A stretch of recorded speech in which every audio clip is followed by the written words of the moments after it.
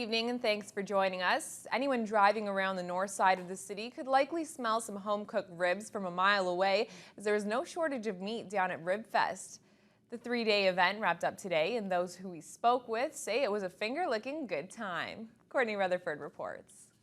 For the second year, the annual Ribfest was back at the waterfront to tantalize the taste buds of Thunder Bay residents. 4 ribber teams from Southern Ontario came to compete for the Best Ribs title, and more than 20,000 people came out to try them. Jack the Ribber took first place for Best Ribs, and the Best Sauce title went to Ribs Royale. Waterfront District BIA spokeswoman Susan Cooper-Rochon says the turnout this year exceeded their expectations. It seemed to go very well. We're always getting input from people and asking how they felt the event went and asking how we can improve it for next year. So there's going to be changes and hopefully growth next year and make it just bigger and better. There wasn't only ribs being sold at the vendors, pulled pork and full roasted chickens were also available. The fires were crackling and the smell of the sauce took over the grounds. Those we spoke with couldn't wait to take advantage of everything Ribfest had to offer. We just got out here today and we got in line. The lines were pretty long, but it was great. It was worth the wait. We went over here at Fat Albert's rib pit. Had a full rack plus some baked beans and some coleslaw. It was great. And now I'm in line at Jack the Ribber. They were the winner here last year, and I hear the ribs are even better, so it's worth the wait. This is my first time here, and I'll be back next year. Hopefully they got it again, but it's really, really good. The music is good. It's a little warm, but otherwise everything was pretty good. I'm here to enjoy the music, and after I'm going to eat all I can because it's a beautiful day and I'm happy with some friends. So, okay. My mouth was full. I had ribs, an elephant ear, lemon, and it's a great day. Lots of good music. After the thousands of people in attendance got their rib on, the 3-day barbecue extravaganza wrapped up. Rochon expects to see the event back in town for a third time next summer. Courtney Rutherford, TBT News.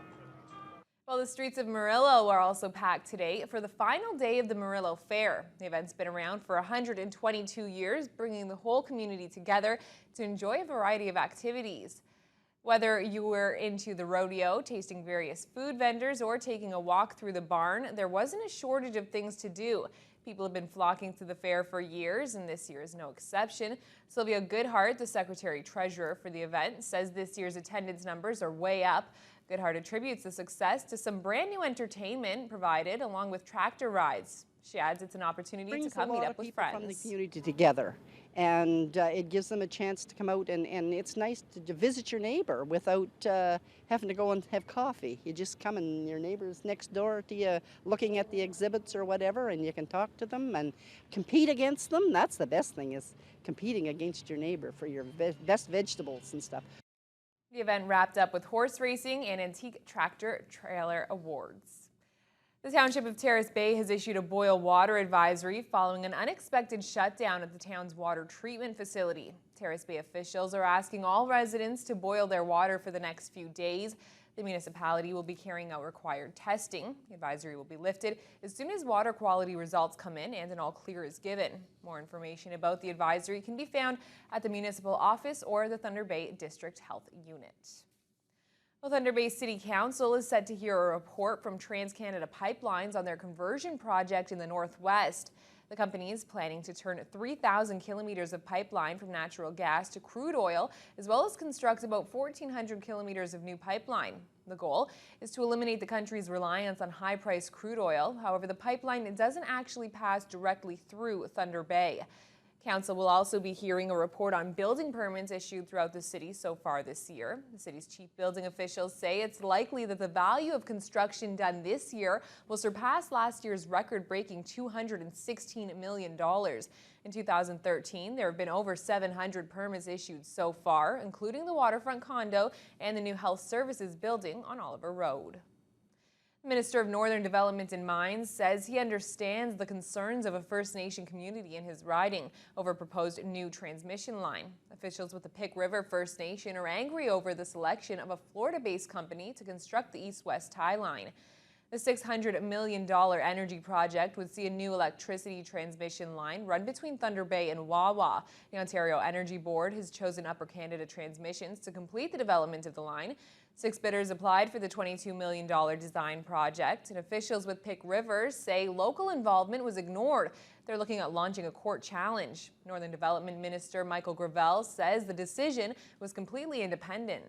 I think it was certainly appropriate that there should have been no political influence in that process. But, you know, I'm working closely with Chief Machano and many other First Nations chiefs on a number of projects, and certainly I'm going to continue to support their efforts in that way. But, you know, Chief Machano certainly expresses himself clearly and strongly. Chief of Pick River First Nation says he's willing to kibosh the whole project. Gravel says he's confident the company will work closely with Pick River and other First Nation communities. Well, with more than $14,000 due in taxes, the Dryden Mission hopes they'll be approved for tax exemption to help with plans for expansion.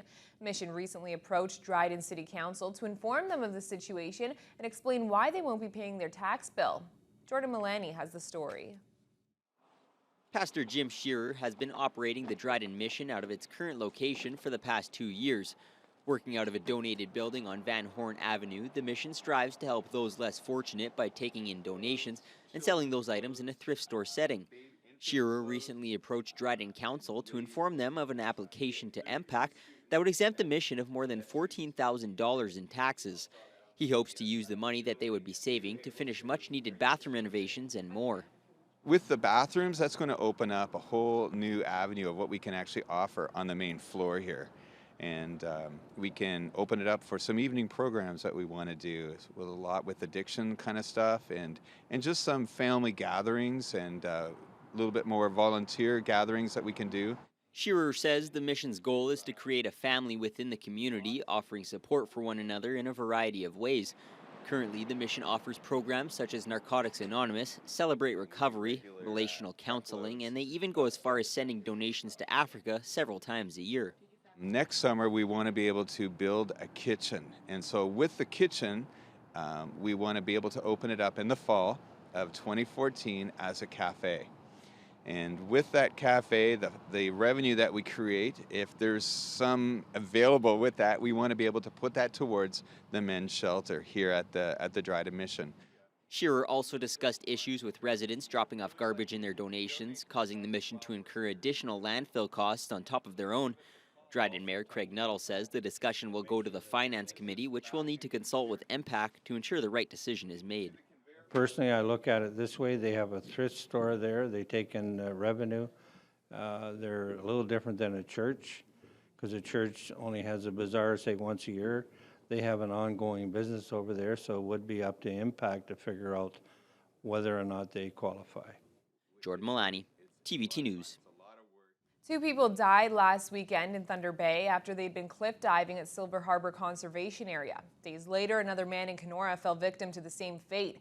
Some people say signs should be in place warning thrill seekers about the dangers of cliff diving. Others are calling for an all-out ban on the activity. For our question of the day, we wanted to know if you thought cliff diving should be banned at Silver Harbor.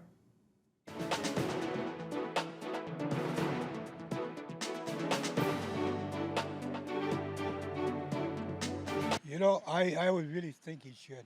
Too many people have died over there for no good reason at all. I think it's very dangerous.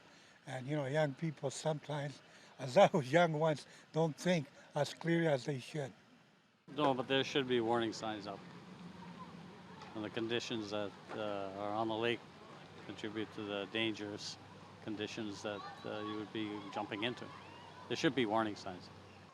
I don't think that cliff diving should be banned. I do think that it's unsafe, and I think kids need to be a little bit more cautious about what they do in their free time. I think people should use a lot more common sense. Seriously, because a friend of mine was involved with the rescue, and it's unfortunate that it happened, extremely unfortunate, but I don't think it should be banned on account of some people not thinking first. No, I don't think cliff diving should be banned. I think people should take responsibility for their own decisions and use their common sense. The cliff's high and the waves are high and stuff, or, you know, use your common sense. Really, you're an adult. look at the situation, the environment, and if it's safe, go, and if it's not, don't. It's pretty simple, but unfortunately some people don't take time to make rational decisions and end up injured, which is sad. So, yeah. We're right in the heart of summer, boiling day today, but people are getting ready to start looking at the hockey season coming up. Indeed they are, yes. The Indeed. Canadian Olympic hopefuls are making their way, or in Calgary, I guess, today. I'll have that story coming up after the break.